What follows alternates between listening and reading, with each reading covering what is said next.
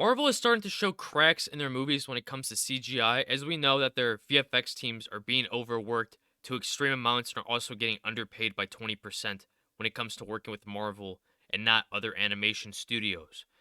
And it was also reported that VFX artists within Marvel were doing 4 times the amount of work compared to what they were getting paid for. And that was coming from someone, a VFX artist within Marvel, that stayed anonymous. And also recently, Marvel has been accused of having a blacklist for their VFX artists. And one of the easiest ways to have possibly gotten on this blacklist is to leave a show early for any reason. So if you have a death, like a death in the family or an emergency, or your health is at risk because of some sort of illness, and you leave for a certain amount of time, that could pretty much jeopardize your career working for Marvel. And you also have another thing that could jeopardize your career, and that is pissing off the kingmaker, and that person is Victoria Alonso, as this person dictates pretty much your career within Marvel, whether you're going to be moving up in the industry or continuing to make yourself get frozen out of moving up in any higher positions, or ultimately just kicking you out of Marvel. And now we are starting to see the effects of all this taking place in their films, as fans are blasting Marvel for the blocking and lighting being terrible in Ant-Man 3. And you can thank this to Marvel for obviously overworking their crews rather than letting them take the time to produce quality content. But no, Marvel would rather have multiple movies in quantities come out every single year, and ultimately we get this result of having poor quality. Whereas we see Avatar 2 taking years to finish, but you can also say it only took that long because of the technology that was being developed at the time. But you watch Avatar 2 and it almost looks as if it is real life compared to what now we're getting from Marvel. You also saw this in Thor Love and Thunder with that kid popping up out of nowhere in a cloud speaking to Thor. It looked absolutely awful.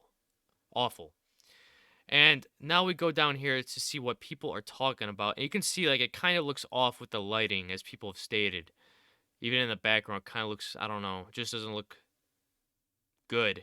You can see right here, Ethan said the VFX is fine, but the blocking and lighting is terrible. You also see another person saying, I do not remember it looking that bad. And obviously, you can thank Marvel for their incompetence and overworking their VFX artists. And what will this lead to with Marvel? If their work conditions are this terrible, people will be leaving the company. They will be even more understaffed than they are already. And what is Marvel going to do then? Are they going to continue to produce quantities, pushing out every single year new movies and shows?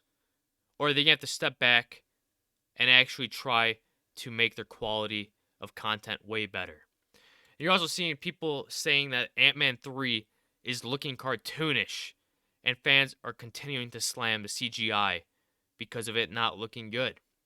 But I don't know why, but it seems like not many people are talking about MODOK within Ant-Man 3 and it doesn't look good. Like him with the mask on, he doesn't look bad, but him with the mask off is the problem. You can just see it, and it's just somebody's face that is stretched. It doesn't look good. And it just seems that, again, people, the VFX artists especially, aren't having enough time to work on these films, and they're having to resort to this. We've seen it in She-Hulk. She-Hulk's character CGI looked absolutely awful. We saw it in Thor Love and Thunder, and now we're going to be seeing it in Ant-Man 3. Anyways, I'd like to hear your guys' thoughts on this. If you guys enjoyed, please don't forget to subscribe, like, comment, and share. I'll catch you on the next one.